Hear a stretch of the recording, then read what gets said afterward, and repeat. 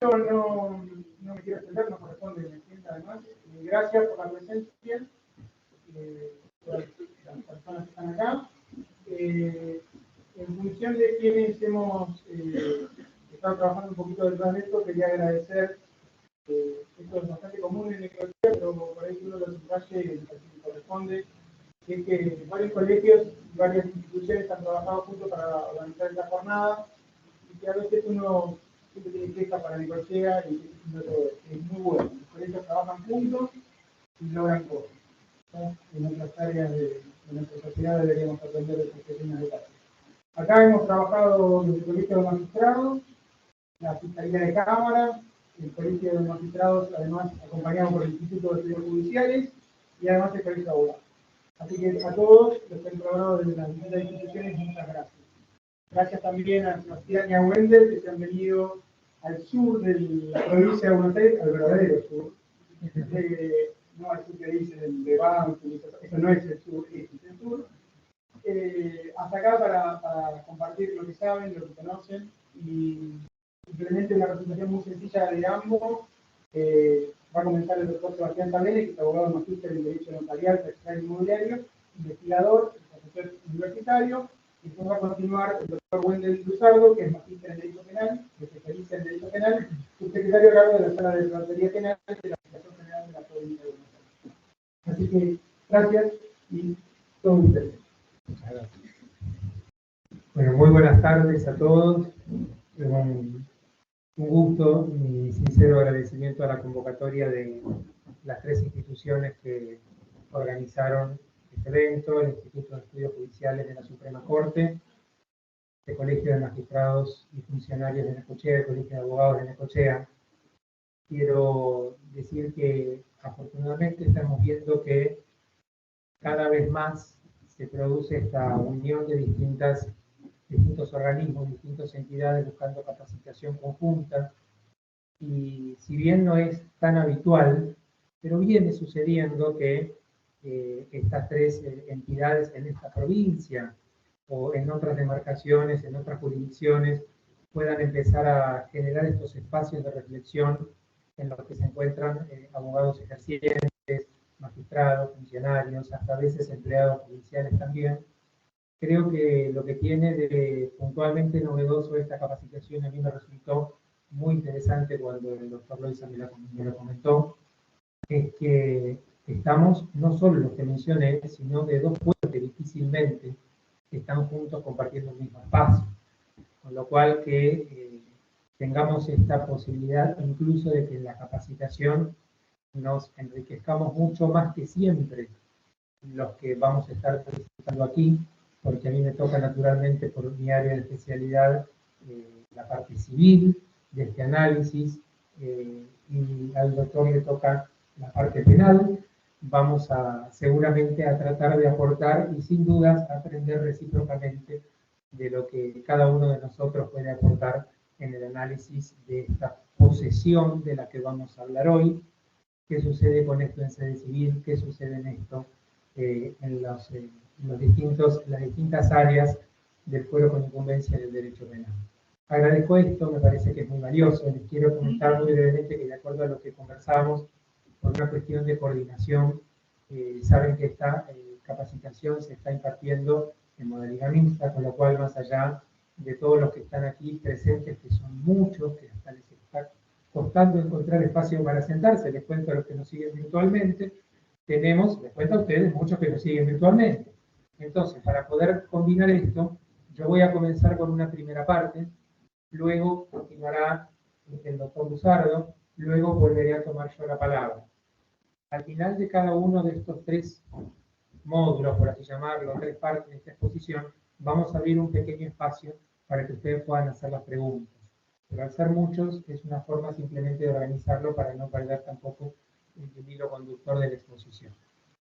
Así que tengan en cuenta esto. Y otra cuestión que, no sé si el doctor lo compartirá, la modalidad mixta a veces tiene cuestiones logísticas. Por ejemplo, que la cámara nos enfoca a la altura en que estamos sentados. Yo no suelo hablar sentado, pero como la cámara nos enfoca a la altura en que estamos sentados, la idea es que los que nos ven por video no me vean el pecho, sino que me vean la cara, no voy a tener que quedar sentado Perdón, iré haciendo así para los que están al fondo.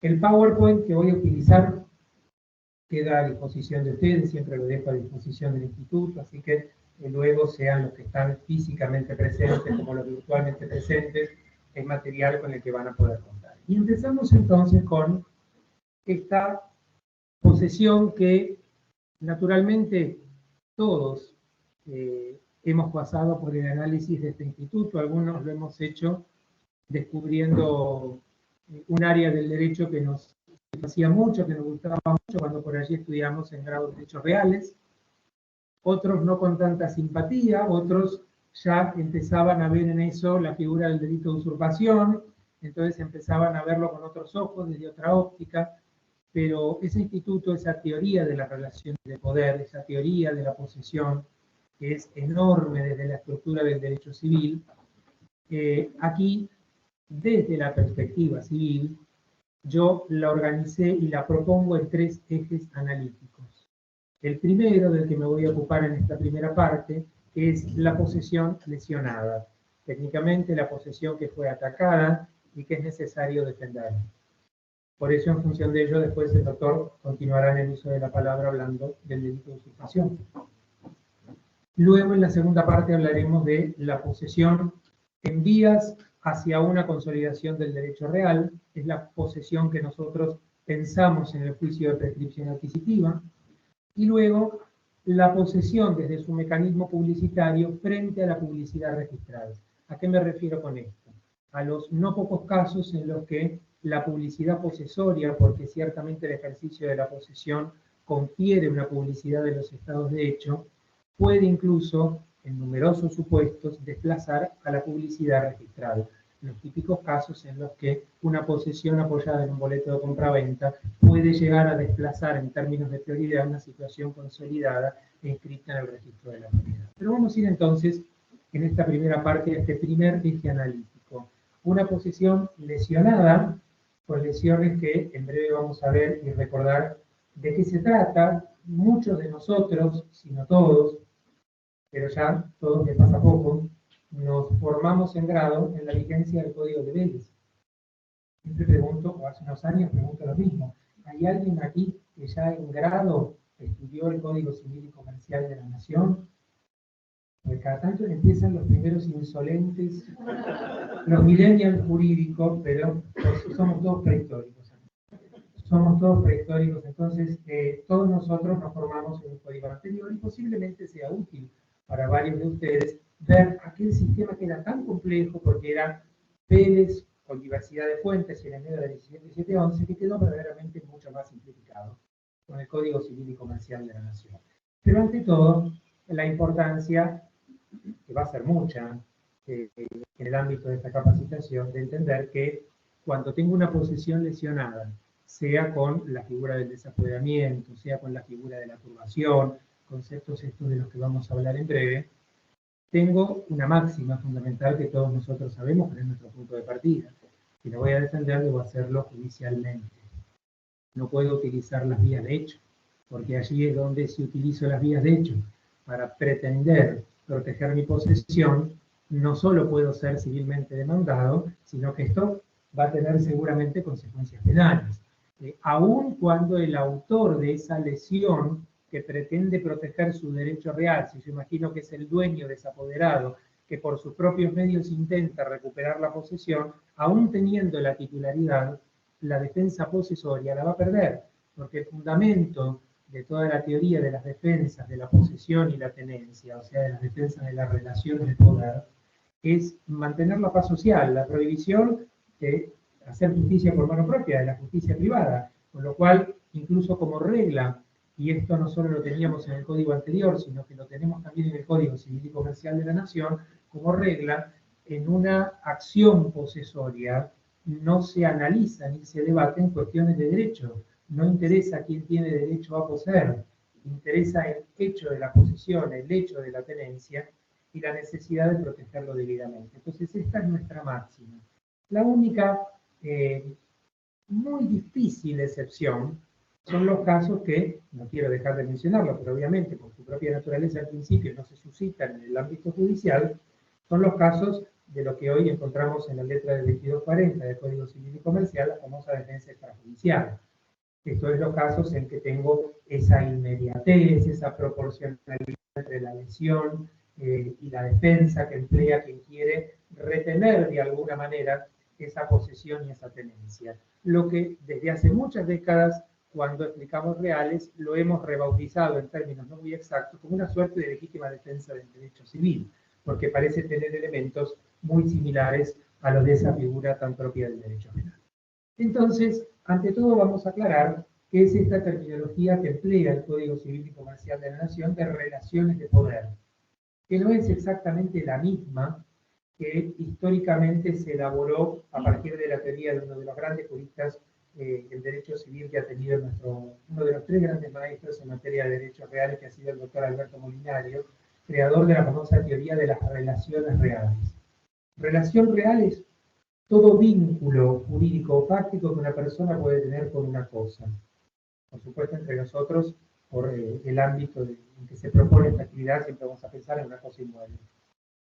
Entonces, si ustedes observan incluso este diagrama, que es en forma de escalera, vamos desde la figura menor, la que encuentro en el escalón inferior, la que está prácticamente desprovista de todo efecto jurídico, la juxtaposición física, solamente la menciono porque no tiene relevancia para nosotros, es el contacto de la persona con la cosa sin nada de voluntad, ¿sí? Cuando yo voy caminando por la calle, cae una hoja de un árbol sobre mi hombro, no hay voluntad de entablar, o sea, está totalmente desprovisto de efectos jurídicos. Luego la figura de los servidores de la posesión, en los que ya algunos efectos encuentro.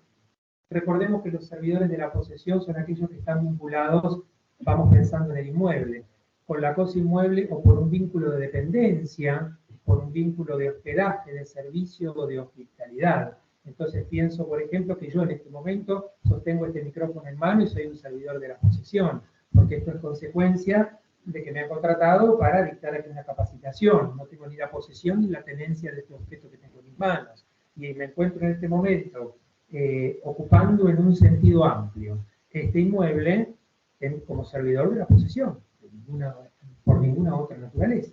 Pero estas dos relaciones de jerarquía inferior no son relaciones de poder, son relaciones reales, concepto más amplio, pero no son relaciones de poder, porque en ninguna de estas situaciones hay un poderío, hay verdaderamente una custodia consolidada en términos físicos con la cosa. Las relaciones de poder, este concepto, de acuerdo a lo que nosotros encontramos hoy en la propia letra de los artículos 1909 y siguientes del Código Civil y Comercial de la Nación, es un concepto que queda reservado para la tenencia y para la posesión.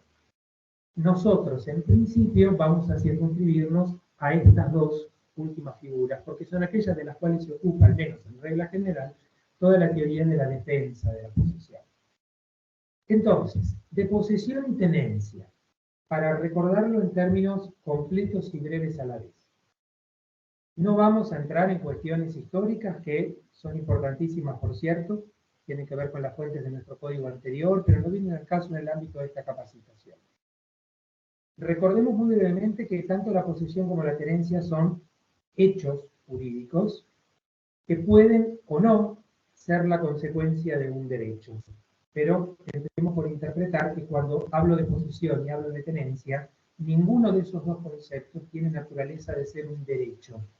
Pueden o no reposar sobre un derecho. Por ejemplo, la tenencia siempre reposa sobre un derecho. Y digo siempre porque después me quede tiempo de hacer alguna aclaración con respecto a una figura de los códigos procesales civiles y comerciales con la cual no tengo ningún tipo de simpatía, que es el desalojo por intrusión, porque lo considero una enorme contradicción. Pero dejemos aparte un segundo eso. La posesión, en cambio, puede reposar sobre un derecho, pero puede que no repose sobre un derecho. Y de eso justamente vamos a hablar en una buena parte del encuentro de hoy. La gran diferencia, y esto conserva el mismo criterio distintivo que hemos conocido en la vigencia del código anterior, entre la posesión y la tenencia, es que yo en ambas parto de un elemento material o objetivo que comparten. El poderío de hecho, la relación entre la persona y la cosa inmueble en nuestro caso. ¿Sí?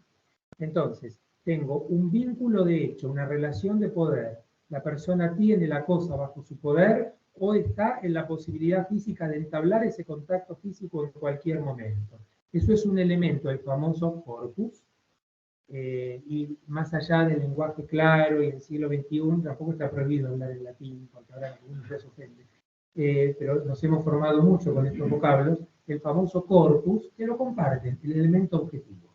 Pero aquí la gran diferencia aparece en que el elemento subjetivo es propio de la posesión y no lo tiene la tenencia, el famoso ánimo, que no sería, en términos correctos, al menos desde la generalidad que aquí lo planteamos, necesariamente animus domini, porque animus domini significa ánimo de dueño.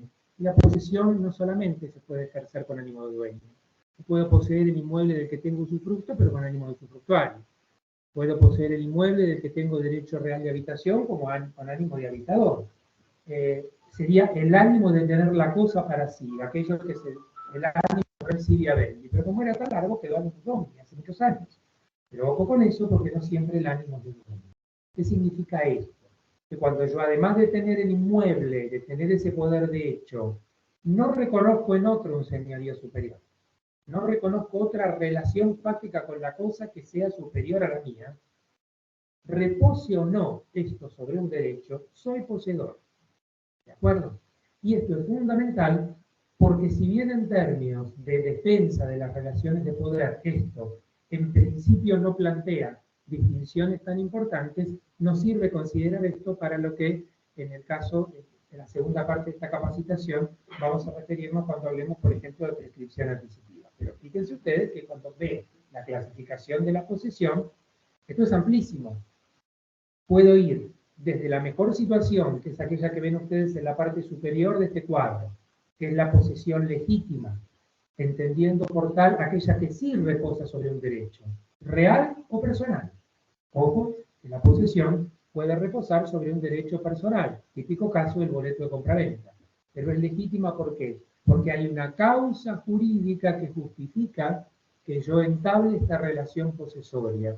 Por eso podemos decir, como regla general, que cuando yo estoy en presencia de una posesión legítima, al menos inicialmente estoy en condiciones de presumir que yo esta posesión la adquirí por tradición, bilateralmente, porque esto reposa en el cumplimiento de un negocio jurídico previamente celebrado.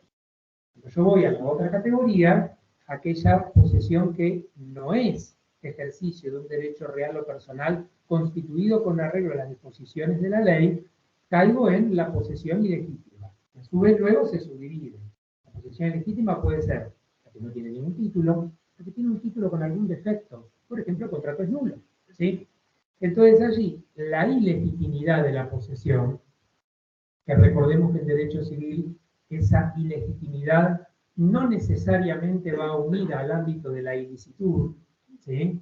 No necesariamente va unida al ámbito de la ilicitud, se subdivide a su vez en los casos de posesión ilegítima de buena fe o de mala fe. Conceptos que también necesitamos recordar que tienen un sentido absolutamente técnico, porque la buena fe en el derecho civil, al menos cuando hablamos del derecho inmobiliario, que es algo que nos ocupa hoy, no es la mera buena fe creencia, no es la buena fe que, digo esto sobre todo para mis colegas de ejercicio, los abogados ejercientes, aquellos que cuando tenemos al cliente enfrente dicen, yo soy de buena fe, porque ese ser de buena fe es, o no hice nada mal o no sabía que estaba haciendo algo malo.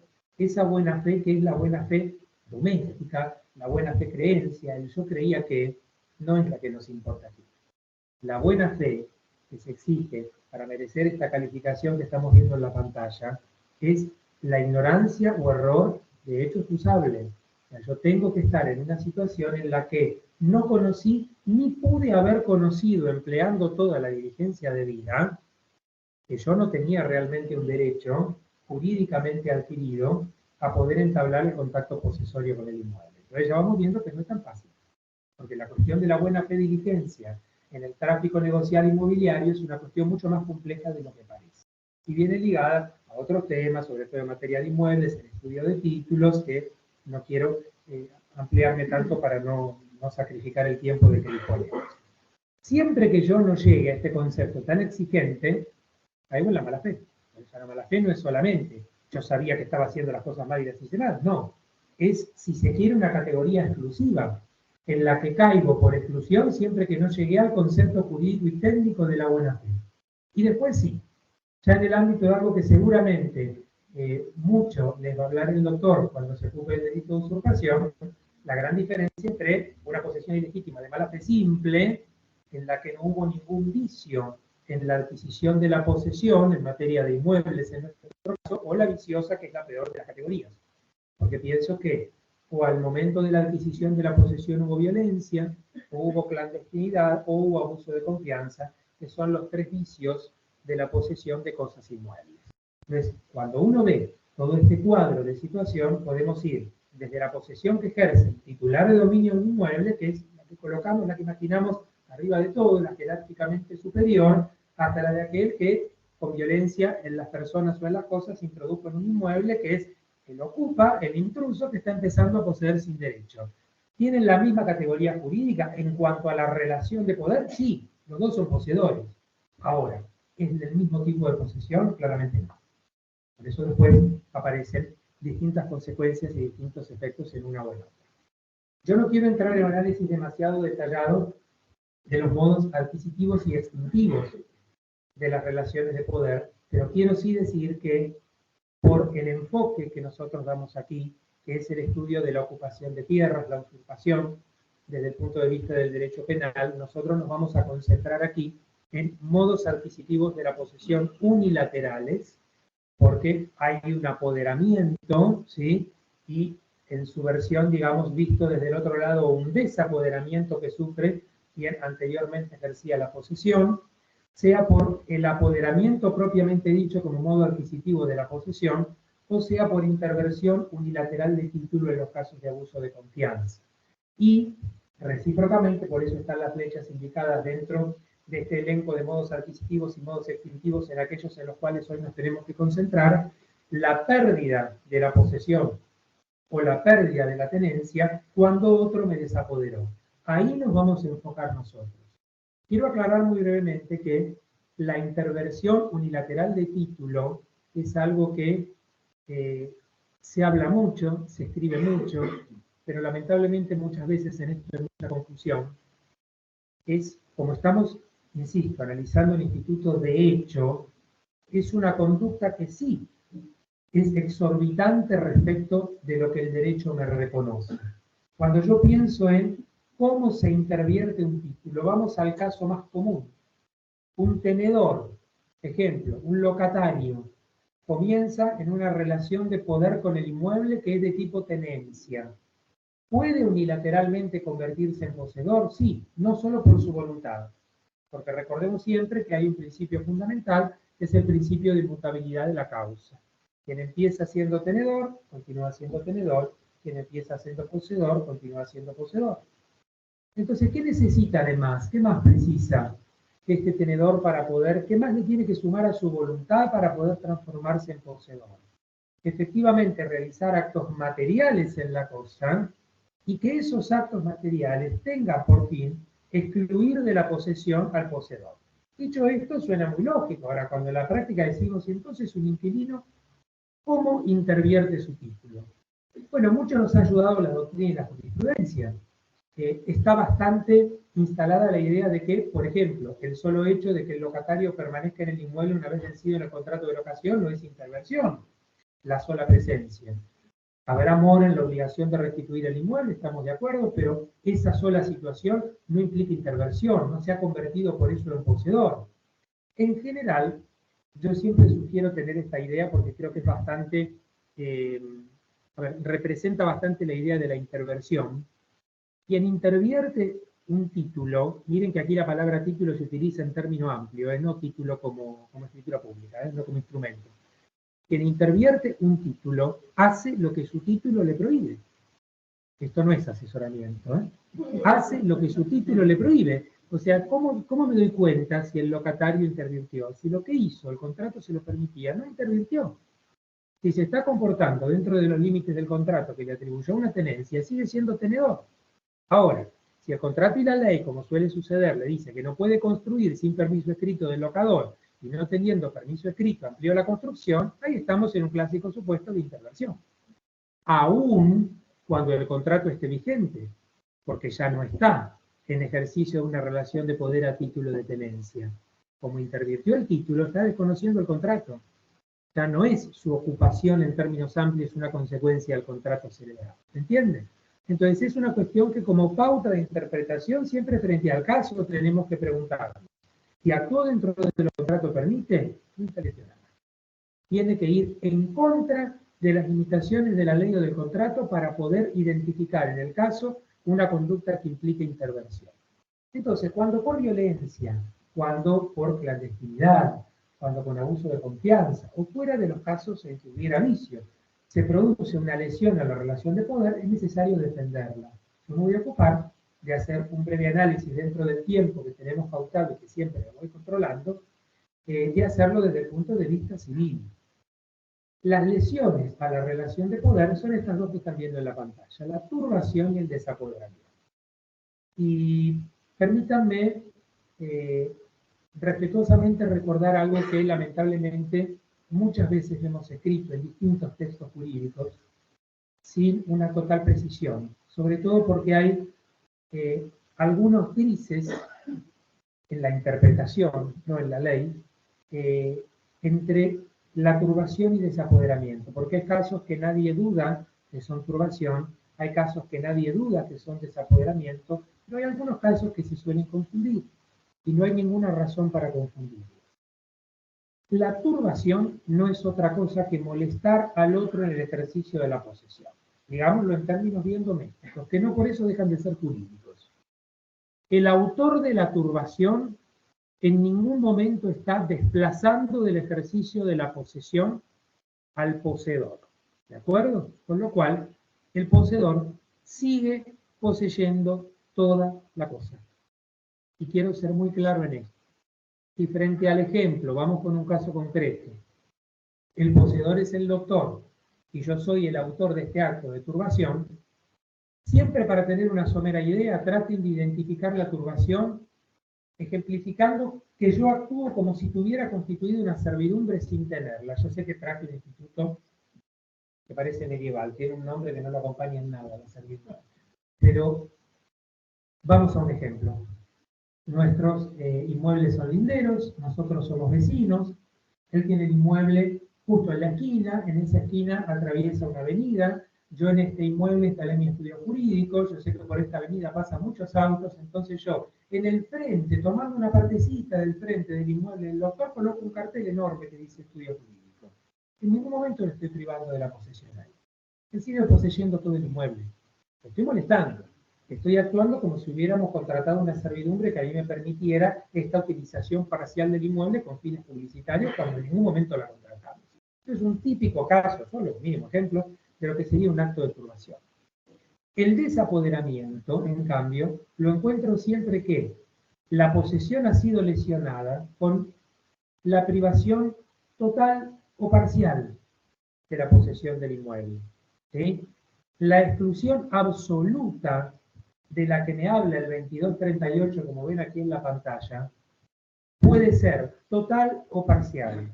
Los casos de exclusión total, en que cambiamos el ejemplo y directamente, cuando el doctor se fue de ese inmueble, yo fui, cambié cerradura, me introduje en el inmueble y no me permití nunca más ingresar, es el desapoderamiento total, nadie duda que es un desapoderamiento. La conclusión viene con el desapoderamiento parcial. Cuando yo le dije al doctor, necesito hacer nuestro muro separativo de mayor espesor porque tengo que construir a mayor altura en mi inmueble, entonces aprovecho y ya que destruí el muro, cuando construyo el nuevo, tomo una partecita del inmueble de mi vecino. Ahí hay un desapoderamiento parcial. El desapoderamiento parcial es eso, un desapoderamiento, no es una turbación. Ojo porque es un error común entender que si yo no desapoderé de todo el inmueble, lo estoy turbando, porque todavía algo conserva. No.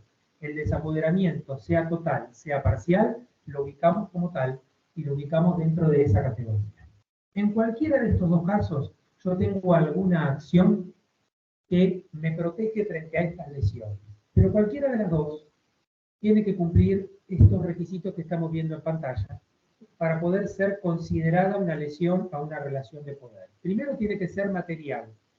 No me sirve, o sea, no me sirve. A los fines del análisis de la defensa de la relación de poder, no es útil tener una lesión que no tenga impacto material del inmueble. Eso puede dar lugar a otro tipo de acciones, pero no acciones posesorias, no acciones que protegen relaciones de poder. Tienen que estar producidas o de inminente producción. Este agregado de inminente producción se lo debemos y se lo agradecemos al Código Civil y Comercial de la Nación, porque es importantísimo. Porque en nuestro derecho anterior, derecho civil me refiero, para que hubiera lesión a la posesión o la tenencia, no estaba hecha esta salvedad de que puedan ser de inminente producción. Había que esperar, salvo el caso del daño temido, distinto, había que esperar que efectivamente los hechos se produjeran para que hubiera lesión y yo pudiera defenderme con una de estas acciones. Y a veces se tornaba en situaciones un tanto injustas que se terminaban sustanciando bajo la figura de otros procedimientos judiciales. Pero, por ejemplo, no sé si aquí en Necochea sucede mucho, pero yo soy de provincia de Buenos Aires, pero de uno de los partidos que forma parte del AMPA, entonces, aunque ejerzo mi profesión en toda la provincia, con mayor frecuencia allí, lo cierto es que son zonas que continuamente están creciendo urbanísticamente con mucha construcción. Entonces, vamos a un clásico ejemplo, una turbación de inminente producción. Tengo al lado un edificio que se va a construir con futuras 58 unidades funcionales y yo sé que aquí no se adecuó el tendido de la red de agua, de la red de gas, sé que dentro de 6 meses está toda la cuadra sin agua. ¿Se entiende? Ahí tenemos un clásico acto turbatorio de inminente producción. Yo no voy a necesitar esperar, como teníamos que decir con el derecho anterior, al menos para usar esta defensa, bueno, espere, cuando se quede sin agua va a poder reclamar. Yo puedo prevenir esta situación incluso con la utilización, en este caso, de una acción de mantener. Además de la materialidad y de esta lesión que tiene que estar producida o ser de inminente producción, tiene que haber intencionalidad y ser contrarias concretamente a la voluntad del tenedor o poseedor, porque si las hubiera consentido, naturalmente no tendría ninguna razón de ser el empleo de estas figuras, de estas defensas. No voy a tratar todo este tema histórico, voy a dar la buena noticia de que frente a ese esquema que seguramente los que se desempeñan en el derecho penal, como somos todos prehistóricos, estudiaron ese sistema complejísimo, como estudiamos todos, de la defensa de la relación de poder, que no se sabía si eran 6, si eran 4, después encima el Código Procesal con los interdictos, al final la sumábamos y era más de 10, para 2 situaciones era un exceso. Lo cierto es que el Código Civil y Comercial de la Nación sigue lo que se llama la teoría monista. A cada lesión le damos una defensa. Para cualquier poseedor o para cualquier tenedor, cada una de estas 2 lesiones tiene un solo remedio para poder defenderse. Permítanme el paréntesis. Mientras tanto, ya sé que en el Código Procesal Civil y Comercial de la provincia, como en el de otras jurisdicciones también, siguen los interdictos. También sabemos que desde el punto de vista administrativo, ya tenemos acordada de corte hace algunos años en cuanto a que quedaron suprimidos de la tabulación para los inicios los interdictos. Con lo cual, pareciera que sea administrativamente haber una interpretación jurisprudencial en nuestra provincia en cuanto a que los interdictos habrían quedado derogados por la entrada en vigencia del Código Civil y Comercial de la Nación. Esto no me parece un detalle. Yo tengo una postura que nosotros la sostuvimos con la doctora Marina Mariani de Vidal en su momento cuando recién entraba en vigencia este código para un código comentado. Nosotros creemos que de lege ferenda se debería suprimir los interdictos porque ya no tienen razón de ser con las defensas del código de fondo, pero al menos en mi interpretación, la nuestra, sé que la doctora coincide, en nuestra interpretación no podríamos decir que son absolutamente equivalentes porque todavía tienen una diferencia. Los interdictos del Código de Procedimiento están sujetos a un plazo de caducidad de 1 año, mientras que las acciones que nosotros ahora vamos a ver del Código Civil y Comercial tienen un plazo de prescripción de 1 año. Y la prescripción liberatoria y la caducidad, bien sabemos, son institutos distintos.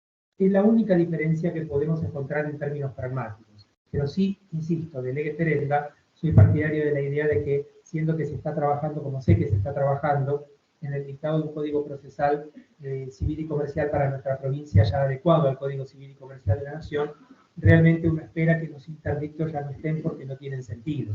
Allá que históricamente los interdictos habían sido incluso anteriores al Código de Derecho. Hoy tenemos, por suerte, en el Código de Fondo al que yo me quiero referir en función de esto que les digo, por suerte, dos acciones nuevas. Cuando la lesión fue turbación, la acción de mantener. Cuando la lesión fue desapoderamiento, haya sido este total o parcial, la acción de despojo. ¿Bien? Paréntesis nuevo aquí. Es lo mismo despojo y desapoderamiento. Décadas se habló de esto. Décadas. Y no hay nada nuevo bajo el sol. Hemos leído a la FAI hablar si despojo o desapoderamiento era lo mismo. Por suerte también para todos nosotros, el Código Civil y Comercial de la Nación aclara, desde el momento que llama a la acción de despojo e identifica la lesión como el desapoderamiento, en algún punto plantea la equivalencia de ambos vocablos. ¿Sí? Digo esto porque en nuestra provincia tenemos importante jurisprudencia que referida al interdicto de recobrar, que sería el remedio procesal equivalente a la acción de despojo, plantea esta distinción porque el Código de Procedimiento habla de violencia o clandestinidad, pero no habla de abuso de confianza. Entonces allí se empezó a decir, ¿despojo es lo mismo que desapoderamiento? ¿O despojo lo llamamos solamente cuando el desapoderamiento fue violento clandestino? Bueno, simplifiquemos, despojo y desapoderamiento son hoy, en sentido uniforme, conceptos equivalentes. Bien, vamos a pasar, porque muchas de estas cuestiones yo ya las planteé, al objeto de estas defensas. Nosotros aquí no quiero ampliarme en relación al enfoque de esta capacitación, desde el propio título, que viene unido también a la tipificación de esta figura en el Código Penal, de la que por supuesto va a hablar el doctor. Estamos pensando en un inmueble, ¿sí? O sea, vamos a concentrarnos en defensa de la relación de poder sobre cosas inmuebles. Solo menciono que las hay sobre cosas muebles determinadas, solo menciono que las hay sobre universalidades de hecho, pero vamos a ir al caso que nos ocupa, que es además el más habitual. Acciones de este tipo, de despojo o de mantener, en relación a cosas inmuebles. Empecemos por la acción de despojo, bastante más habitual que la de mantener. Lamentablemente dentro de la conducta, y ahora sí hablo de ilicitud, en el ámbito de la realidad inmobiliaria de nuestro país y de nuestra provincia en particular, es mucho más, estadísticamente, son mayores los desapoderamientos que las turbaciones, al menos aquello que llega a los órganos jurisdiccionales. Cuando pienso en una acción de despojo, pienso entonces en 4 situaciones fundamentales que tenemos que analizar.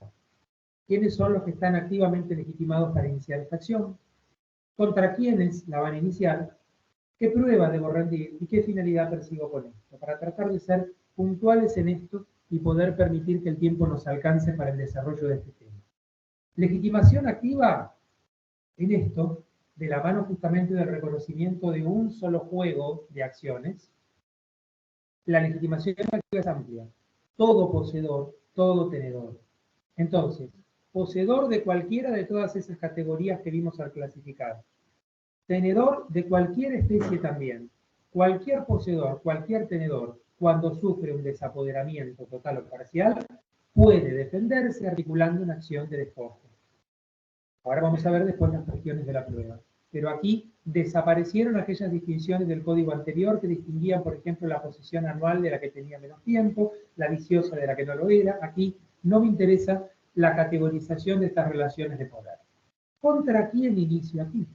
Si yo voy al 2241, encuentro que inicio contra el despojante, esto es el autor del desapoderamiento, contra los sucesores universales, entendiendo por tales a los herederos del autor del desapoderamiento, si yo imagino en el caso que el autor del desapoderamiento está fallecido, o bien contra los sucesores particulares de mala fe, entendiendo por tales aquellos que conocían el previo desapoderamiento o que aunque no lo conocían, lo pudieron haber conocido si hubieran empleado un mínimo de diligencia. Con lo cual es bastante amplia la legitimación pasiva. Protege bastante a quien pretende defenderse con el inicio de esta acción.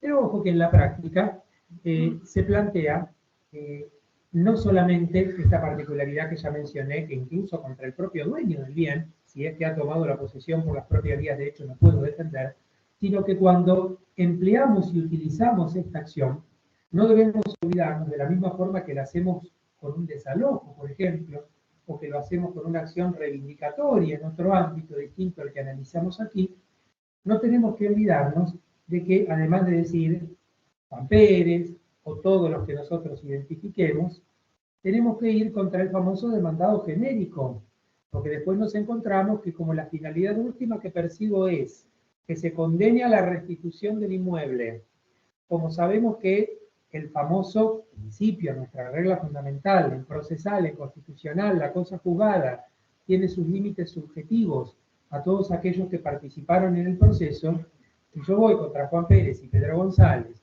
y después el día del lanzamiento, además de Juan Pérez y Pedro González, hay 18 personas más, sacan a Juan Pérez, sacan a Pedro González, y que le quedan los otros 18 que cuando dé vuelta a la esquina los invitan a Juan Pérez y a Pedro González que vuelvan a entrar, ¿sí?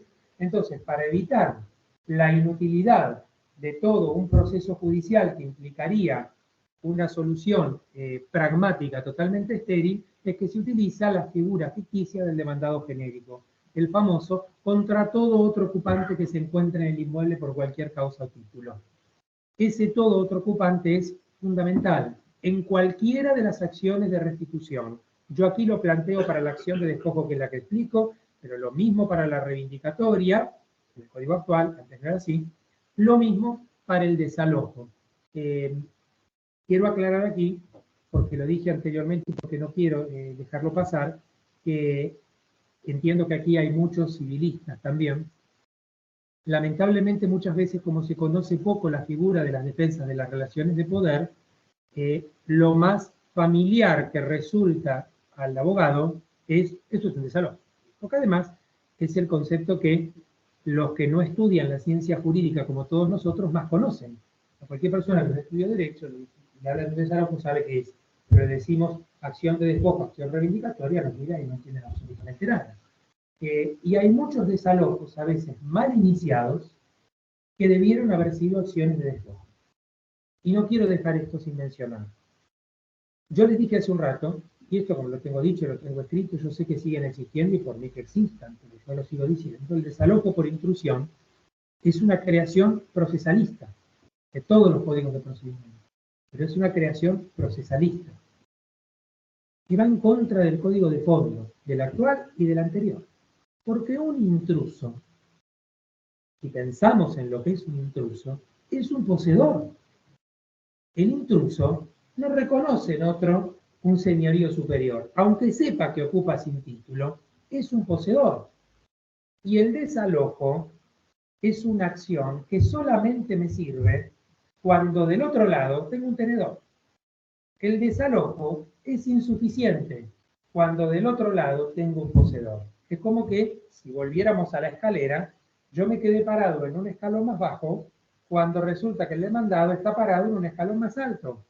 Entonces, no resulta ser una vía suficiente. Por eso es que en los desalojos por intrusión aparece el problema de que si del otro lado hay un asesoramiento jurídico correcto, al menos en términos técnicos, si invocan y prueban al menos un acto posesorio, la demanda se rechaza por ser una vía insuficiente. Por eso es muy importante, porque estos casos, cuando uno los ve, dice, debió haberse iniciado una acción de despojo, porque en la acción de despojo sí, yo puedo obtener la restitución de un poseedor o tenedor, porque quien puede más puede lo menos. Pero en la acción de desalojo, yo solo puedo obtener la restitución de un tenedor. Quien puede lo menos, no puede más. ¿Se entiende esta definición? Entonces, ojo con esto, y por supuesto, siempre desde la praxis profesional, no olvidar la famosa figura del ocupantes, que después en términos pragmáticos, lo que se suele hacer es, a veces se pide como punto dentro de la misma demanda, a veces se inicia previamente la famosa diligencia preliminar de constatación del 323, que es para identificar a todos los ocupantes y para que invoquen ellos la causa en virtud de la cual se encuentran ocupando el inmueble. La prueba en la acción de despojo es otro tema que desde la práctica ofrece a veces algunas dificultades. No olvidemos que muchas veces se cae en la solución fácil de decir, primero, la acción de despojo, cuando yo me defiendo, también la tiene el titular de dominio. Y a veces es muy interesante, porque es más rápida. Esto es un sumarísimo. Yo me tengo que defender con una acción reivindicatoria, me voy a un ordinario. Pero esto es un sumarísimo. Me conviene por muchos motivos que ya sabemos. Entonces, ir a una acción de despojo, a veces se cae en ese error de decir, bueno, yo acompaño el título, ¿qué mejor? O si yo tengo un boleto de compraventa que sé que no me permitiría defenderme con una acción reivindicatoria porque no tengo derecho real, pero con una acción de despojo sí, yo tengo el boleto. Ojo, porque producir prueba en el proceso que solamente exterioriza el derecho a poseer no implica la prueba de la posesión. Yo tengo que probar haber ejercido la posesión con anterioridad, porque un derecho a la posesión no me da la posesión misma. Entonces, muchas veces resulta ser estéril la prueba que produjo el actor porque simplemente se limitó a decir, no, acompaña la escritura, acompaña el boleto. Cuando primero recuerden, aquí nadie se va a pronunciar sobre el derecho, salvo en casos excepcionales y muy puntuales establecidos en la norma. Y segundo, yo tengo que probar efectivamente que poseí, porque si nunca ejercí la posesión, nunca pude haber sufrido, en este caso, una lesión de desapoderamiento. ¿Y cómo produjo esta prueba? Cualquier medio. Esto no es una usucapión. En la usucapión la prueba de la posesión es más exigente. Entonces, ahí tengo que el código me dice, como veremos luego, testimonial sola no. Aquí, cualquier medio. Y siempre sugiero tratar de ser lo más abundantes posibles a la hora de ejemplificar cuáles fueron los actos posesorios que ejercí y valerme de distintos medios probatorios. Pero yo tengo que probar que antes del desapoderamiento efectivamente ejercí la posesión. Luego el desapoderamiento, naturalmente tengo que probarlo, cualquier medio también. Y tercero, la fecha del desapoderamiento. ¿Por qué es importante la fecha? Por el plazo de prescripción, que es prescripción naturalmente liberatoria de 1 año.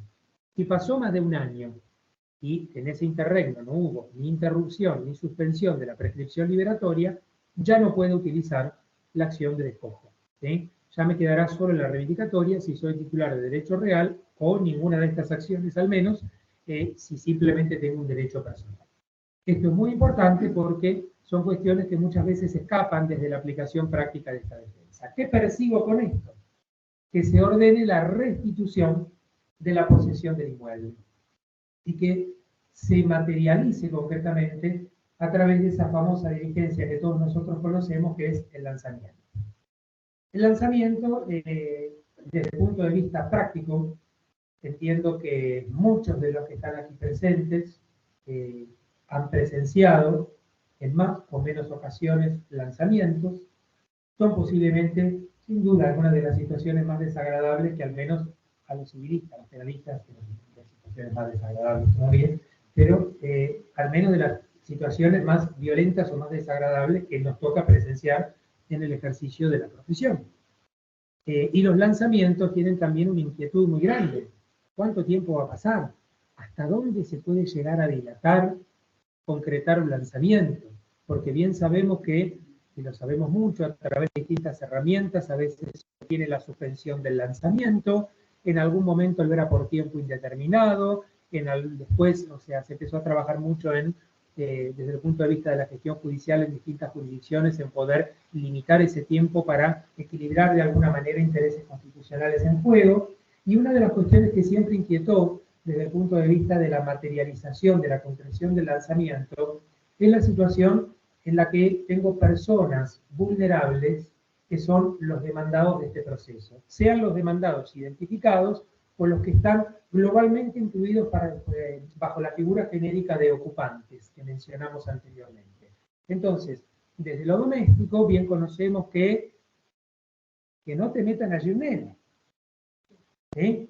Por ejemplo, cuando sé que si tengo un niño, una niña, un adolescente, una persona en situación de vulnerabilidad por causa de una enfermedad, un anciano, puedo encontrarme que se pretenda y se logre al menos por un cierto tiempo la suspensión del lanzamiento hasta tanto se pueda resolver la situación, la necesidad habitacional de esa persona vulnerable que se encuentre del inmueble. Hemos pasado hace algunos años atrás situaciones en muchas jurisdicciones en las que eso se transformaba muchas veces en suspensiones, no digo in eternum, pero en términos indefinidos que verdaderamente eran angustiosas para sea el propietario o el poseedor que estaba en este caso queriendo defenderse. Porque concretamente decía, bueno, fantástico, tiene un derecho constitucional a la vivienda, yo tengo mi derecho constitucional a la propiedad. propiedad en sentido constitucional, que es un concepto amplísimo, que no es solamente el derecho real de dominio, que es todo derecho de contenido patrimonial. Entonces, el actor de una acción de despojo es siempre propietario en sentido constitucional. Y mi derecho con raíz constitucional, ¿dónde está si yo no sé cuándo voy a recuperar mi inmueble? Y allí es donde nosotros vemos que desde hace ya varios años, en el ámbito de la provincia de Buenos Aires, se reglamentó esta situación, al menos para la situación de niños, niñas y adolescentes, que es la que se observa con mayor frecuencia, en las que encontramos, por ejemplo, que cuando se presenta esta situación, se suele suspender el lanzamiento por un periodo de 60 días y se da la intervención al organismo del Ejecutivo correspondiente para que dentro de ese plazo resuelva la necesidad habitacional y vencido ese plazo, sí se procede entonces al lanzamiento. Es una manera de buscar con un tiempo cuantitativamente prudencial que no lleguemos a consecuencias que puedan desatender la necesidad habitacional de las personas que ocupan, pero tampoco desoír la situación de aquel que termina recurriendo a la herramienta que desde el inicio de esta capacitación señalamos que tiene que usar, que es ir al Poder Judicial a buscar que lo defienda porque ocupar su mueble. ¿Sí? Entonces, esto, por suerte, en la jurisdicción en la que trabajamos, que estamos aquí, esto se ha reglamentado, en otras no está al menos reglamentado en términos específicos, pero se trabaja con jurisprudencia antecedente. Tenemos que tratar, y eso es importante, de buscar estas soluciones que de alguna manera desplacen a los organismos que tienen competencia en el área, por ejemplo la Secretaría de la Niñez y Adolescencia, para que puedan tomar cartas en el asunto, resolver la situación y que luego, reanudado el plazo, pues pueda continuar con la prosecución normal del proceso. Que ya de por sí el lanzamiento no es sencillo, sabemos que tenemos que recurrir a todos los medios de siempre, a ir con el auxilio de la fuerza pública, con personal médico, ir con un cerrajero, ir con zoonosis, porque ese día vamos a encontrar 8 perros, 3 gatos, 2 caballos, porque se puede encontrar cualquier cosa, y hay que tratar, ya intentamos ir, los que vamos de a poquito sumando la experiencia, ya decimos, vamos al lanzamiento con todo, y cuando nos encontramos somos como 28 ahí en la puerta, ¿sí? Para tratar de evitar que se les haya ocurrido una idea nueva y tengamos que volver otro día y activar todo otra vez el procedimiento de lanzamiento. Esta es la realidad del lanzamiento en nuestro país, no en la provincia de Buenos Aires, es la realidad en nuestro país. La forma en que se materializa, bien sabemos que en ese mandamiento de lanzamiento no solo se produce efectivamente el lanzamiento per se, esto es el desahucio, la desocupación, dejar el inmueble libre de todo otro ocupante, sino que también se completa la diligencia poniendo en posesión al actor de esta acción de despojo, que es el que por hipótesis triunfó obteniendo una sentencia favorable. Y allí es donde concluye, por cumplimiento de la sentencia, esta acción de despojo que estamos mencionando. Cuando yo, en cambio, estoy en presencia de una lesión que implica turbación, es mucho más, hay bastantes más cuestiones por aclarar. Puede ser menos grave desde el punto de vista concreto, a veces es más difícil imaginarlo cuando lo estamos pensando, cuando lo estamos estudiando, si no es que tuvimos concretamente algún caso que nos haya vinculado a una situación así. La legitimación activa coincide, como la anterior, cambia solamente la lesión que sufrí. Todo tenedor, todo poseedor, se puede defender con una acción de mantener. Trabajemos con el ejemplo que les di hace un rato. El doctor que dice, no, momento, yo en ningún momento no pedí ningún permiso a que tapen todo el frente de mi propiedad con un cartel que diga estudio jurídico doctor Sabel, de ninguna manera. Entonces, va a iniciar una acción de mantener. Es cierto que se dice que, perdón, el doctor, si fuera propietario, si simplemente tuviera un boleto de compraventa, o si fuera inquilino de este inmueble, o si fuera comodatario de este inmueble, porque también un tenedor puede defender su tenencia frente a este acto turbatorio. Pero fíjense ustedes que hay algo que se dice que puede o no ser verdad frente al caso, porque a veces me lo han consultado, entonces dicen, pero eso es parte del concepto. No, es una frase en algún punto hecha, que no es del todo exacta, pero tampoco tan inexacta. La turbación es una suerte de desapoderamiento en marcha.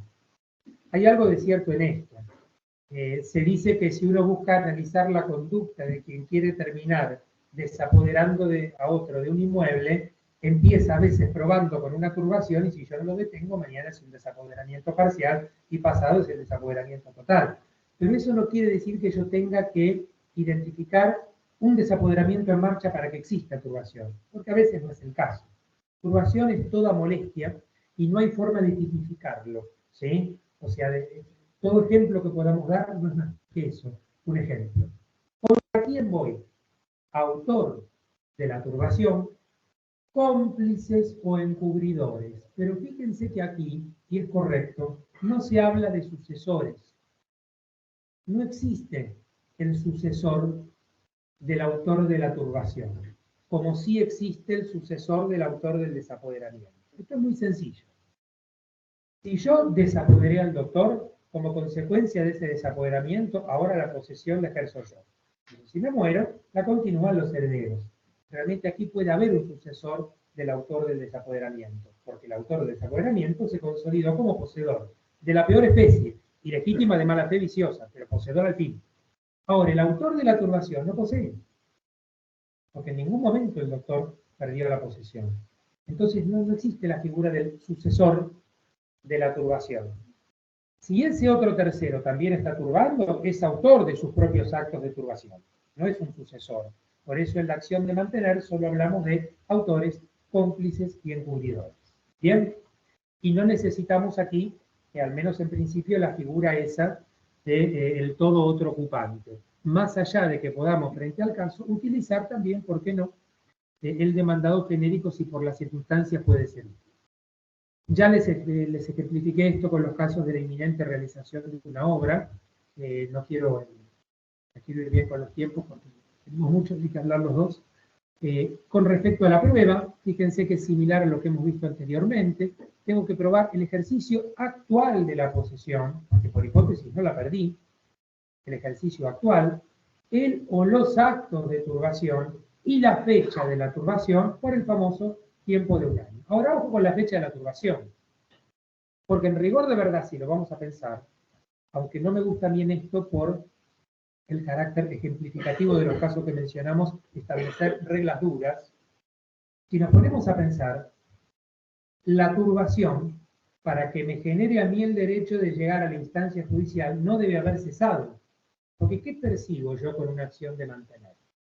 Que se condene, como regla general, que se condene al demandado a cesar en el acto de turbación, con lo cual se supone que la turbación continúa. Si la turbación continúa, mientras no cese, el plazo de prescripción no corre, porque el plazo de prescripción correría cuando la turbación cesa, ¿se entiende? Por eso, en general, no vamos a ver planteos, más que en situaciones muy puntuales, no vamos a ver planteos de prescripción liberatoria de acciones de mantener. Puede haber casos muy específicos, a veces sobre todo cuando son realizaciones de obras en inmuebles vecinos. Pero como regla general, no suele ser un problema la prescripción liberatoria. Tengamos en cuenta que puede suceder que efectivamente, como se dice, esta turbación haya sido un desapoderamiento en marcha, que no haya sido solo una frase hecha desde la terminología jurídica, y que efectivamente quien inició turbando, mañana continúe desapoderando total o parcialmente. Bueno, ¿qué sucede con esto?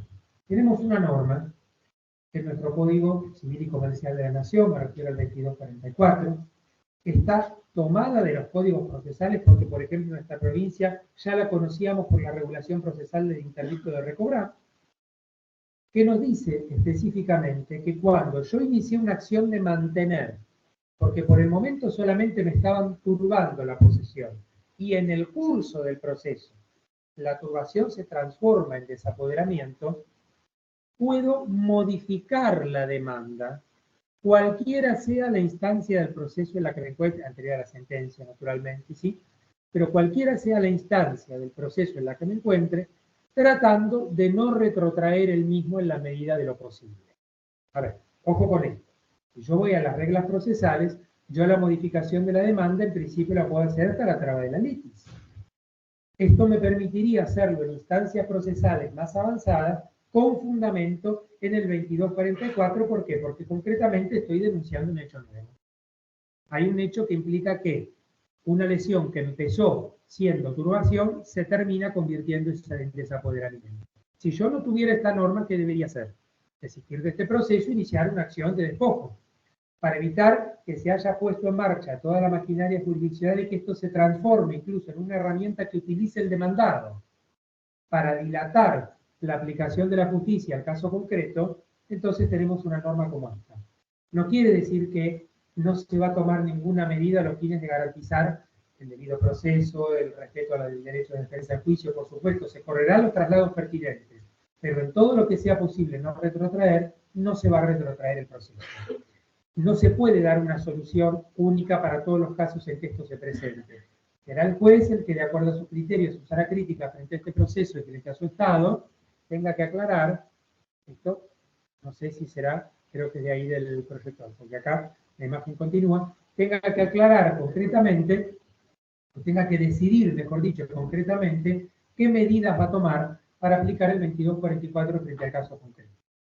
Sin perjuicio de esto, quiero mencionar que esta norma, aunque solo se refiere a la turbación que se convierte en desapoderamiento, existe un cierto consenso en que se puede aplicar también al caso en que es una acción de despojo que inicialmente se inició por un desapoderamiento parcial que en el curso del proceso se termina transformando en un desapoderamiento total.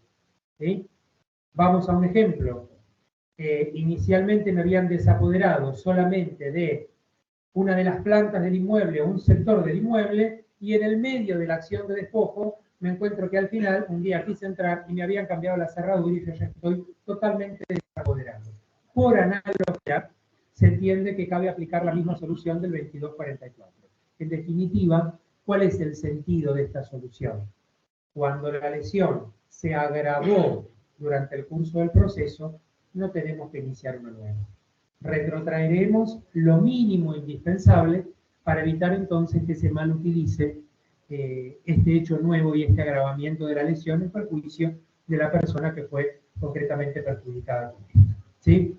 Hay disposiciones comunes a todas estas defensas que tienen que ver con presunciones probatorias específicas, yo algo les he hablado de esto, con la legitimación, que les mencioné anteriormente, y con el trámite procesal, que es sumarísimo. Esto nos ha cambiado. Las acciones posesorias en el Código Civil anterior iban por el trámite sumario. En el Código Civil y Comercial tramitan por vía sumarísima, o sea, por el trámite más breve, a menos que el juez, de acuerdo a lo que específicamente dice el 2246, específicamente contemple que sea mejor hacerlas tramitar por otro procedimiento. En los casi 8 años de vigencia de este Código Civil y Comercial, al menos no ha llegado a mi conocimiento ningún caso de acción de despojo de mantener que el juez haya entendido que deba tramitar por sumario u ordinario. Todas las que he conocido por intervención mía o por interconsulta o por lectura de jurisprudencia, siempre se han mantenido con la vía sumarísima, que es la que en principio señala el legislador más allá de la potestad judicial que da. Con respecto a las presunciones probatorias, recuerden que no tengo una presunción de posesión por acompañar un documento. Esto es lo que les dije más temprano. No por arrimar una escritura, no por arrimar un boleto se presume que poseo. No. Pero es muy importante estas dos presunciones. La primera, la presunción de fecha, ¿sí? Que tiene una general y luego la que ven aquí. Si yo, vamos a suponer, acompaño un boleto de compraventa que fue en virtud del cual yo empecé a poseer este inmueble 3 años atrás, y además pruebo la posesión, se presume que poseo desde la fecha del boleto. O sea, no se presume la posesión. Probada la posesión, se presume como fecha de inicio de la misma la fecha del instrumento que le sirve de causa. Cuando es dudoso cuál de las posesiones, ¿sí? O sea, se encuentra, o sea, en la presunción de fecha de la posesión, se presume que posee quien ejerce la posesión en virtud de una fecha más cercana a la fecha establecida como de lesión. Quiero decir, estas presunciones que yo explico aquí, esta presunción de fecha más próxima y la presunción de relación de poder más antigua, que sucede en los casos en que de ninguna manera el juez puede conocer qué posesión fue anterior, son residuales. No son normas que el juez tiene que aplicar o a las cuales tiene que recurrir como primera medida. Son presunciones a las que solo echa mano cuando la apreciación de la prueba efectivamente producida y o de las medidas para mejor proveer que el juez en ejercicio de sus facultades como director del proceso puede disponer, no le permiten resolver estas cuestiones. Entonces, son los casos en que ya la prueba, por más que yo la produzca como medida para mejor proveer, no me alcanza para poder resolver esta contienda. Bueno, tengo el legislador que me ayuda con estas presunciones. Pero de hecho, aun cuando estas existían en algunas variaciones en el código anterior, muy poquitas veces las hemos visto en la jurisprudencia, porque no son al menos lo esperable inicialmente. Lo esperable es que se resuelva con lo que se ha podido probar dentro de la causa, ¿sí? Antes de pasar al segundo eje analítico, yo les quiero preguntar, porque antes del segundo eje analítico pasaremos a que el doctor Puzarro explique toda la defensa desde el punto de vista penal. Tal como les dije inicialmente, quisiera abrir un primer espacio para preguntas, consultas, cualquier inquietud que tengan, ya sea los que están físicamente presentes o a los que están virtualmente presentes. Para organizarlo, primero pregunto a los que están aquí en Necochea físicamente presentes, si alguno quiere hacer una pregunta. ¿No? Ah, ¿tenemos dos? Primero en el pie. Sí.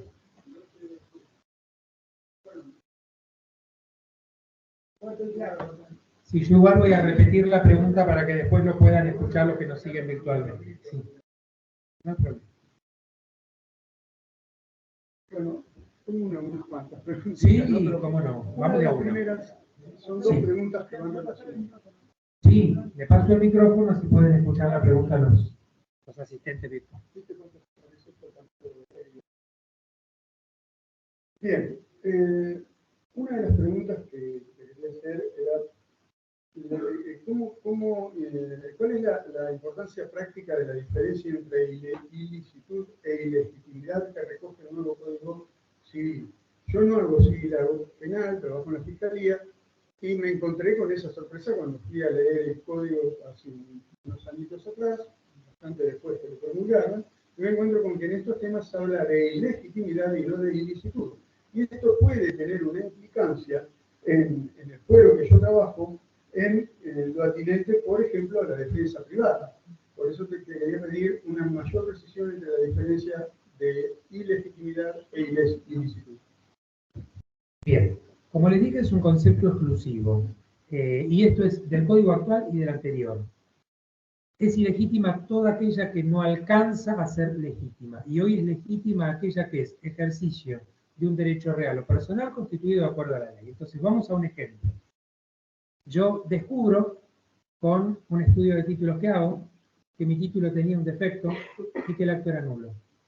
Mi posesión no es legítima, aunque yo pude haber estado incluso razonablemente convencido de que había adquirido el dominio. Hay una nulidad, supongamos por un vicio no ostensible, porque el anterior titular en la cadena había adquirido en virtud de un acto que estaba anulado o era anulable, si hablamos en la terminología del código anterior, por vicio de violencia. Vicio de violencia en una escritura nunca se ve claramente, ¿no? Entonces, lo descubro hoy, que había nulidad en el acto anterior, obviamente yo nada adquirí, el dominio no lo tengo. Típico caso de posesión ilegítima, pero no hubo ninguna ilicitud. Yo no fui a desapoderar a alguien, no fui clandestino, no intervertí mi título. Se suele dar la ilegitimidad unida a la buena fe en los casos en que se detectan defectos en los estudios de títulos en sede notarial. No sé si con esto queda respondido, aunque sea como un ejemplo. No hay ilicitud, por eso es una categoría que aparece por exclusión. Todo lo que no alcanza esa mejor jerarquía cae residualmente en posesión ilegítima. ¿Responde toda la pregunta? Sí, me la respondí. Es conforme. Porque, bueno. Porque no le hice yo la norma. Porque lo que te entendí es que lo que antes era ilícito y no necesariamente delito, pareciera que ahora si es ilícito, necesariamente sería delito. De acuerdo a lo que te entendí. Pero, no. Pero con que me digas no, es suficiente. No, una aclaración y te devuelvo el micrófono, para que no se escuchen. No, ni antes ni ahora, ilegítimo para el derecho civil es esto, que después pueda haber ilicitud o no. Habría ilicitud, en principio, si yo vuelvo a ese gran cuadro de clasificación, solo en la peor categoría de posesión, en la ilegítima de mala fe viciosa. No la habría, en principio, en la ilegítima de buena fe y en la ilegítima de mala fe simple. O sea, no siempre que hay ilegitimidad como falta de adquisición perfecta de un derecho, hay ilicitud. A lo que a nosotros nos interesa es eso. Está bien, está bien, está bien. No me hice entender yo. Ah. Me pareció que me estabas diciendo que a partir de ahora, si era ilícito, necesariamente era delito. Si era ilícito, No. Bueno, porque me digas, no, suficiente, me quedó claro. Hay un saldo de ilicitud que no es delito, a pesar de que ahora se introduce la ilegitimidad como madre de comprensión de los hechos. Bien, la pregunta que está relacionada con eso es con respecto a la defensa privada del 2240, que dice que es bastante restrictiva, pareciera ser una excepción a la defensa de los derechos del 34, pero como hablamos de hecho y no de derecho, podríamos aceptarla como una merma en la amplitud del 34 para defender por la legítima defensa de los derechos, ¿verdad? Bien, ahora en ese punto, el código en esa restricción que hace, dice que lo puede hacer quien tiene la posesión, su representante, si el tenedor, obviamente, en el caso de que el auxilio de la fuerza pública no llegara a tiempo. Ahora bien, la pregunta, que acá entra un poquito también en el ámbito de lo que el doctor nos va a contar después, pero la tengo que adelantar. La pregunta es, ¿cómo tomamos esa defensa si llega la autoridad, es decir, en este caso la policía, porque nosotros no llegamos ni después, mucho menos vamos a llegar antes? ¿Cómo se interpreta el 2240 cuando llega directamente la autoridad policial, antes inclusive que el dueño pueda ejercer su defensa, por ejemplo, cuando llaman a los vecinos, que conocen, que se subrogan, obviamente se están subrogando, es un delito de acción pública, en todo caso, los vecinos no saben si es ilegítimo, ilícito o delito, y hacen, cumplen con su rol llamando al personal policial. Llega el personal policial y, por supuesto, la primera intención es ejercer la defensa de esa posesión que estás tratando. ¿Tenés alguna...? Esto viene ligado a otro de los recaudos que pide el 2240, que es la inmediatez. Está íntimamente vinculado con esta... en la interpretación que sostenemos algunos desde el punto de vista civil, lo que interesa es que razonablemente, porque en definitiva lo que uno piensa es qué pudo evaluar en ese brevísimo intervalo de tiempo quien estaba viendo lesionada su posesión. Entonces, lo que más interesa para lectura de algunos, no todos están de acuerdo con esto, es que razonablemente el poseedor o tenedor, en este caso, hubieran pensado que no iban a llegar los auxilios de la fuerza pública. No allá de que en el caso después hayan llegado. Mi interpretación es que no necesariamente desplaza el 2240. Ojo lo que digo, no necesariamente lo desplaza el que haya habido intervención de la fuerza pública, ¿sí? Que lo haya habido en el caso concreto, si en el caso esa intervención no es contraria al concepto de inmediatez que pide la norma. Porque la norma supone que en la inmediatez no hay tiempo para que llegue el auxilio de la fuerza pública. Pero si en el caso se diera, soy de la interpretación de que el 2240, mientras la inmediatez y la proporcionalidad estén, permite la defensa de la posesión. Igual son pautas, porque el 2240 es general como no puede ser de otro modo, no puede ser muy casuístico. Es al menos mi interpretación. Sí. Bueno, qué bueno. Bien. Casi que te vas a dar una charla de nuevo conmigo. Bien. Con respecto a la intervención, Sí. Vos estabas hablando de la intervención y estabas dando el ejemplo de los interdictos. Estabas hablando, mientras hablabas de los interdictos procesales, hablabas de la intervención. Ahora bien, decías que, por ejemplo, irse más allá del contrato, el contrato no te permite hacer una habitación nueva y en contra de lo que te permite el contrato, que es una habitación nueva, estaríamos intervirtiendo el título. A mí me sonó siempre esto como un incumplimiento del contractual. Sí. Bien. Vos me acabas de decir que no tendrías que ir con el incumplimiento, pero a mí lo que me interesa es la faceta penal, porque me van a venir, después de esta charla, van a venir a denunciar que le están haciendo una pieza y que el contrato les prohíbe hacer una habitación más en este tema. Ahora, ¿en qué medida esto tiene que ser acompañado por el ánimo? Porque no solamente construir una habitación, yo te construyo una habitación en la casa que vos me alquilaste en violación del contrato, pero en ningún momento quiero tomar la posesión de la casa, ni tengo ánimos nomini, ni nada por el estilo, y eso, a mi criterio, habría que probar la existencia de ese animus nomini. concurrentes con el exceso contractual para que tengamos la intervención de título. Bueno, si me podés desasnar. Sí. A ver, perdón, ya le contesto. Yendo por parte, primero, no es privativo de los interdictos porque la intervención es un instituto de fondo. Que sea incumplimiento de contrato no significa que no sea intervención. Nosotros lo analizamos desde el punto de vista de qué sucede con la relación de poder. En la intervención unilateral de título, en la mayoría de los casos hay un incumplimiento de contrato. Justamente por eso, la ocupación ya no reconoce ese contrato como causa. No es que o voy por incumplimiento de contrato o voy por esto. No puedo ir por incumplimiento de contrato. El incumplimiento de contrato me puede activar cobro de multas y otras consecuencias. Además, después tengo que recuperar la posesión. Si se presentara el caso en que yo construí y no tengo intención de poseer, sería una cuestión probatoria, pero recordemos que dentro de los requisitos generales que toda defensa, toda lesión tiene que tener, es la intención de lesionar. En el caso que vos me mencionás, no habría intención de lesionar. Sería un acto que se hizo sin intención. Si resultara ser un acto que se hizo sin intención, no es lesión de la relación de poder, entonces técnicamente no procede una acción de despojo. Que tenga que probarlo no es así, porque concretamente nosotros tenemos actualmente en el artículo 1328 que determinados actos, como por ejemplo una construcción, un deslinde, se presumen posesorios, salvo prueba en contrario. En la otra parte, la que tendrá que probar, que en la realización de esos actos no hubo un animus domini, ¿sí? O sea, se invierte la carga de la prueba porque funciona como presunción judicante. Y aún cuando se trate de actos que no encontramos en la letra del 1928, hay un consenso uniforme en la doctrina en que es meramente enunciativo y no taxativo. ¿Sí? Perfecto. No sé si él... Sí, yo lo que veía en tu ejemplo, que creo que a lo que apuntás es si el mero incumplimiento contractual en el caso de un contrato de locación implica derecho de usurpación. No implica derecho de usurpación el mero incumplimiento contractual. Tiene que haber una voluntad de permanecer en el inmueble y cuando hablamos de intervención sería un supuesto de abuso de confianza donde tiene que mejorar su situación unilateralmente.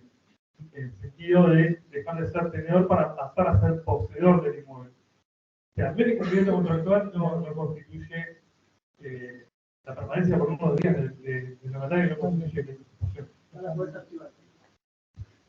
Ni siquiera, quiero decir,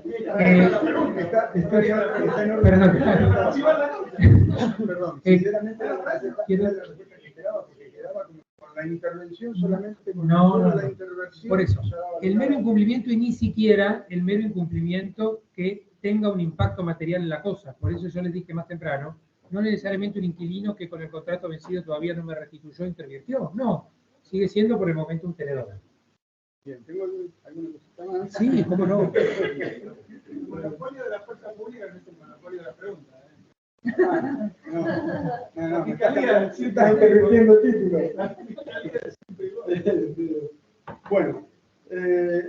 Bueno, acá tengo otra, con respecto a la clandestinidad. Vos mencionaste a Mariana y de Vidal, yo pensé que trabajar con ellos, porque Escrito con ellos. Donna se queda con lo que reza el Código Civil que dice ausencia de quien tenga derecho a resistirla, ¿no? Del poseedor. Pero eso no es suficiente. Los otros autores, los traje acá, sí, como Chiara Díaz y, el mismo Güere, en fin, el resto de los autores, y Mariana y de Vidal con mayor precisión, nos explican que para que haya clandestinidad tiene que haber un despliegue de actividad, por decirlo más brevemente, de parte de quien quiere usurpar, para que el poseedor no se entere. Con respecto a la clandestinidad, ¿se puede explicar algo? Vamos a ver ahora cuando veamos el título. Bueno, pero venía con otra cosa. No, voy así porque me apuro para que el doctor Loiza no sienta vergüenza de su familia. Eso ya se remontar. No, el título, la escritura pública, el título de dominio, nos da una presunción de posesión. Entonces la pregunta era, si bien yo no manejo los interdictos, no me interesan demasiado, porque no tengo nada para que me saquen y no tengo nada para recuperar por interdicto tampoco. Pero el título nos da una presunción. Y yo lo que te quería preguntar era si en los interdictos de recobrar también tengo que probar la posesión por otros medios o me alcanza con la presunción yo sé que en la reivindicación sí, además necesito el título sí o sí en la reivindicación. Pero en los interdictos de recobrar, como mencionabas, que había que probarlo y que no era suficiente probar una relación jurídica. Pero el Código Civil me da presunción de posesión. No se invierte la carga de la prueba. Entonces... La presunción de posesión no es que el título me hace presumir la posesión, porque el propio Código Civil me dice que un título a la posesión no da la posesión, ni autoriza presumirla. La presunción de posesión es la presunción de que un acto que implica relación de poder se presume posesión, salvo que el otro pruebe que era tenencia. Pero el acto lo tengo que probar. No es que el título me hace, el derecho A me hace presumir el hecho. ¿Se entiende? ¿Sí? ¿Sí? Bueno, nada más. ¿Y la reivindicación es acción personal? No, la reivindicación es acción real, en la que sí tengo que acompañar un título, y ahí sí se debate por una interpretación de una norma, si la posesión tengo que probarlo o no. Para mí igual el desalojo es personal. Sí, exactamente. Creo que había otra pregunta también aquí. No. Sí. Con el tema de la conversión y los hechos nuevos. Sí. Bien. Sabemos que en familia pasa mucho que hay normas procesales dentro del código de fondo. ¿Cómo juega el tema? Porque el hecho nuevo está arreglado y hay que alegarlo en determinada ocasión. Sí. Acá de la lectura del 2244 nos surge especificado. Habrá que plantear algo, hay que hacer algún tipo de planteo, porque llega a unos medios de tiempo. Mira, a mí me sucedió con la vigencia del Código Nuevo, caso similar. Era en una reivindicatoria, imaginaba la de poco porque es lo mismo, incluso ya hasta lo planteé por analogía, y era un desaforamiento parcial en total. La oportunidad para alegar el hecho nuevo, lo sabés, es hasta 5 días después de la aperturación. Yo hasta ahí no tendría problema, no necesitaría ni siquiera esta norma. Lo alego y punto. Esta norma me sirve cuando esos 5 días ya pasaron. El planteo lo haces denunciando el hecho nuevo, lo denunciar como hecho nuevo porque lo es. Puedes incluso elegir, no lo denuncio bajo la figura de hecho nuevo, en el sentido que uno puede tener al menos el prejuicio de decir, si le pongo hecho nuevo, a ver que pasaron más de 5 días de la primera prueba. Así que no, lo voy a terminar en la Cámara, pero decidirá si le pones hecho nuevo o no, pero tiene que estar el 2244. Y tiene que estar el código de fondo que te permite que aún después de esa instancia, vos puedas transformar una acción en otra. No hace falta pedir la inhabilidad o... No necesitas, repito tu pregunta por los que nos siguen actualmente, no necesitas pedir ninguna inaplicabilidad de ley, no hay ninguna contravención aquí entre lo que es el ordenamiento nacional y el procesal. Está bastante aceitado que aquellas normas de contenido procesal más o menos claras en el Código Civil y Comercial de la Nación son aplicables al proceso cuando el Instituto de Fondo las detiene. ¿Sí? Pero tendría sentido justamente cuando ese plazo ya pasó. No sé si esto responde a tu pregunta. ¿Sí? ¿Alguna otra pregunta de los físicamente presentes? Los virtualmente presentes me van a preguntar un poco más tarde porque estoy, como se dice en televisión, entregando tarde el programa. Entonces, si hago más fuerte el programa, él me va a entregar tarde su programa. Doctor, tenemos que cambiar de lugar por la cámara. ¿Eh?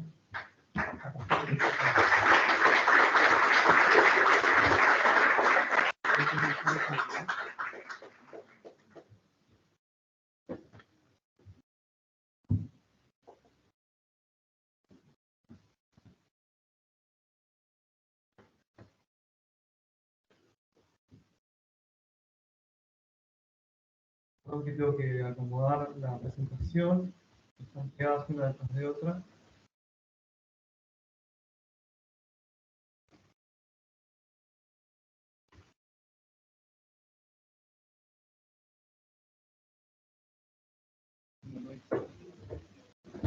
Bueno, buenas tardes a todos.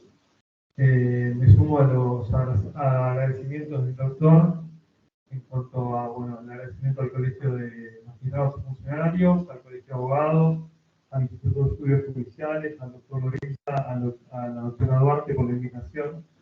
La verdad que como decía el doctor Sabene, es muy interesante venir a discutir estos temas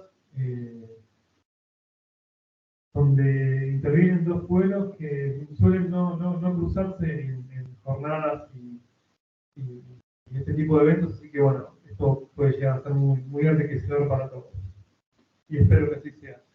Bueno, ahí les dejo mi email, por si alguien quiere en algún momento alguna consulta o algo. De todos modos, también dejo a disposición la presentación, pero bueno, mi email oficial queda ahí registrado, ya todos van a tener igual acceso a la presentación.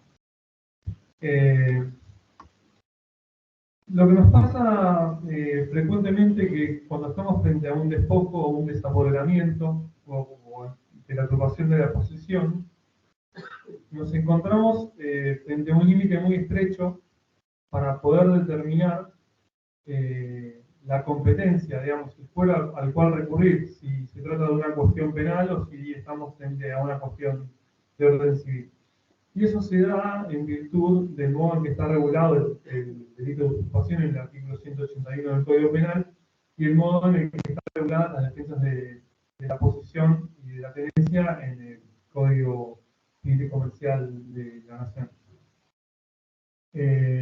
Por eso parece importante tratar de analizar el tipo penal y en esta charla tratar de delimitar y ver si puedo ayudarlos a encontrar un límite que, quiero ser sincero, muchas veces a mí me cuesta encontrarlo.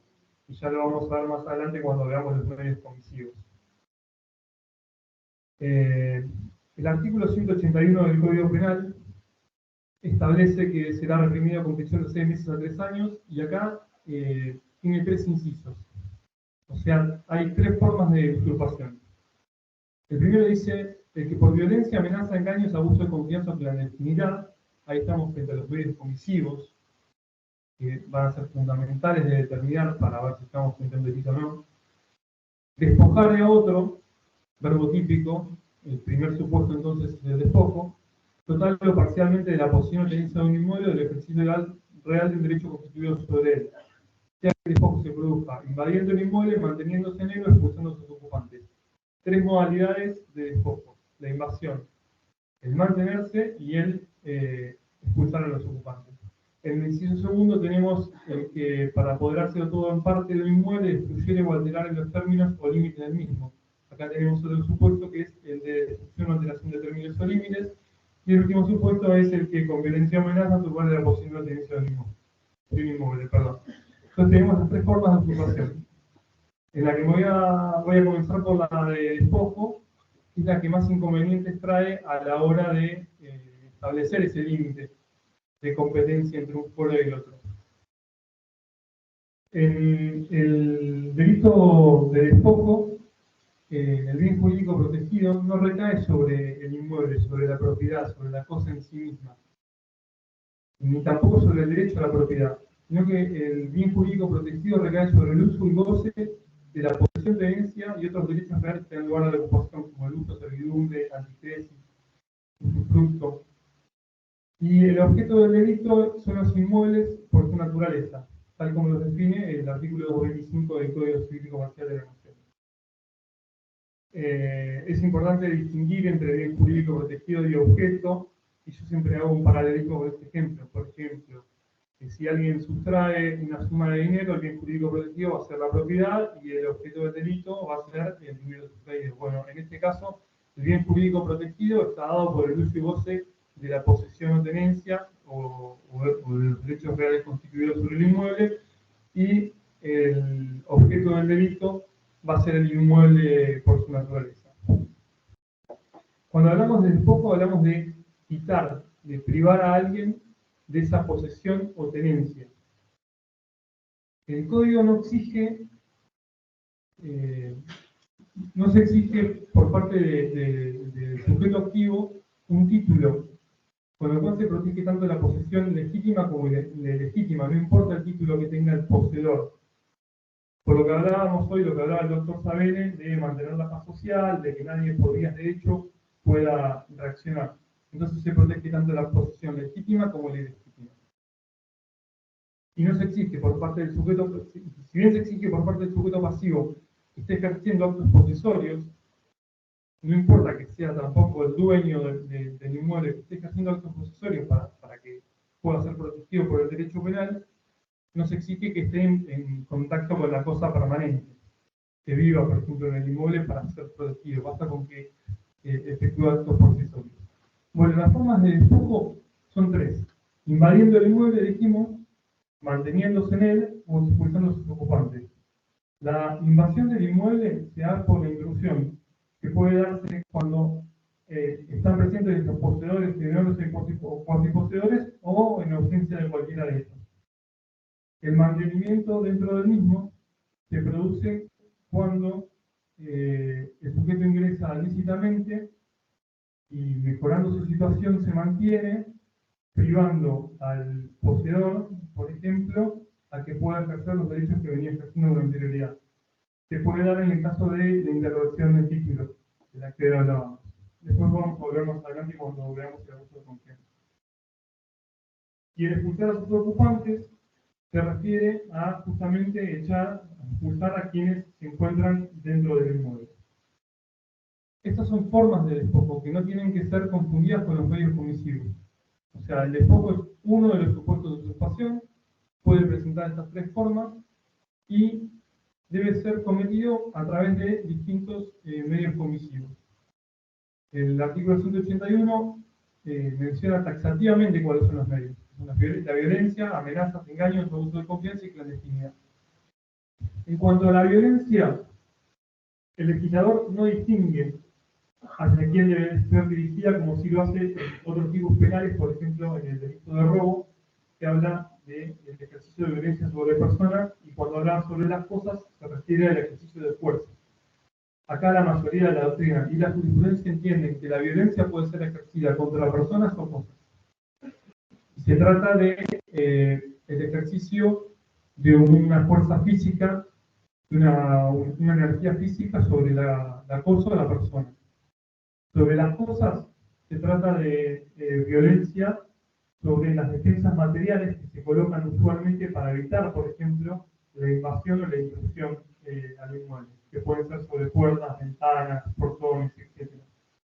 Pero también constituyen actos de violencia, según lo que entiende la mayoría de la doctrina, el ingresar al inmueble y reemplazar esas defensas.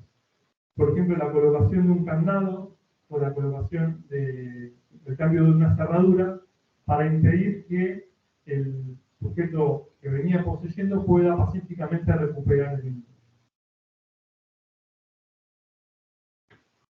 En cuanto a las amenazas, la doctrina entiende que se trata del mismo concepto que se da en el 149 bis, donde se regula el delito de amenaza propiamente dicho. Es así, el anuncio de un mal futuro inminente por parte del sujeto activo hacia el sujeto pasivo, y lo que se exige es que este anuncio sea hacia una persona determinada y sea de posible realización. En cuanto al engaño, también nos remitimos a otro artículo del Código Penal, al 162, porque la doctrina y la jurisprudencia entienden que se trata de ese elemento del tipo penal de la estafa, de ese ardid que provoca en el sujeto pasivo un error. Por ejemplo, quien llega a un inmueble y le presenta a quien está siendo tenedor de ese inmueble o poseedor, le presenta un boleto de compraventa que le había comprado a la familia Díaz, y realmente el que estaba poseyendo sabía que ese bien pertenecía a una familia de apellido Díaz, le muestra ese boleto de compraventa, lo hace incurrir en error y de ese modo lo despoja. Ese es un modo de despojo mediante engaño. El abuso de confianza se da cuando existe una relación jurídica preexistente, generalmente, que puede ser un contrato de locación, un contrato laboral. Hoy hablábamos del locador, perdón, que me cambié la de los años.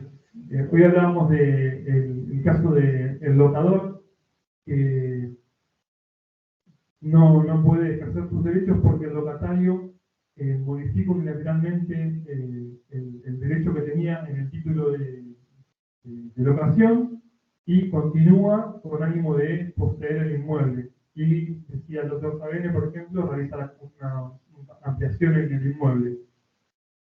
También puede darse una relación laboral, imaginemos el portero de un edificio que le ofrecen casa de habitación y concluida la relación laboral, decide permanecer en el inmueble con ánimo de poseer.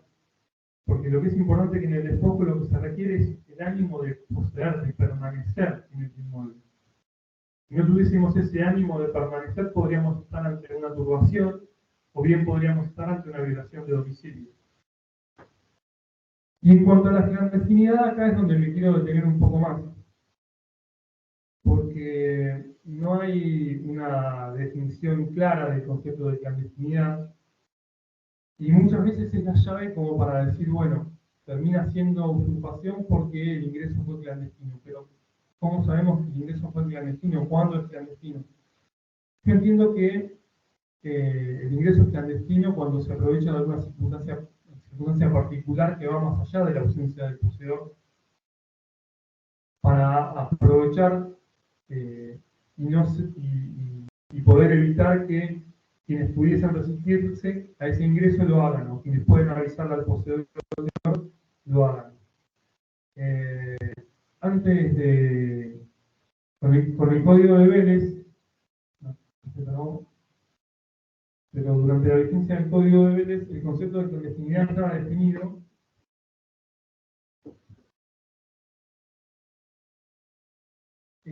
durante el código de Vélez, el concepto de clandestinidad estaba definido como aquellos actos que se realizaban a espaldas del poseedor o tenedor, o actos ocultos. En el nuevo Código Civil y Comercial no hay una definición de clandestinidad. La mayoría de la doctrina de la jurisprudencia se tomaba de ese concepto, el de entrar a espaldas del tenedor o poseedor, y así cualquier ocupación pacífica, sin medios defraudatorios, por el solo hecho de ser ejercida a espaldas de quien posee el inmueble, constituiría delito de usurpación.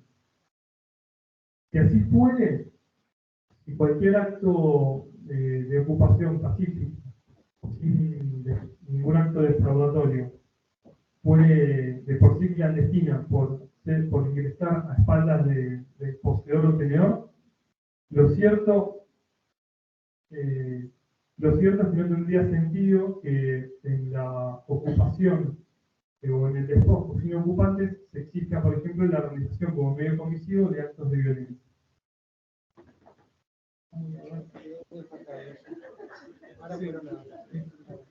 Estamos, me parece.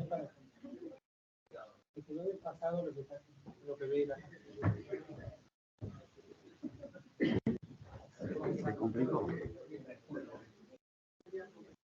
¿Por qué no tomamos un café y mientras acomodamos el proyector? ¿Les parece tomar un cafecito y acomodamos el proyector para que no... Cierro esto de clandestinidad y si quieren hacemos un directo. Me parece importante entender que el derecho penal es la última ratio de lo que es jurídico y que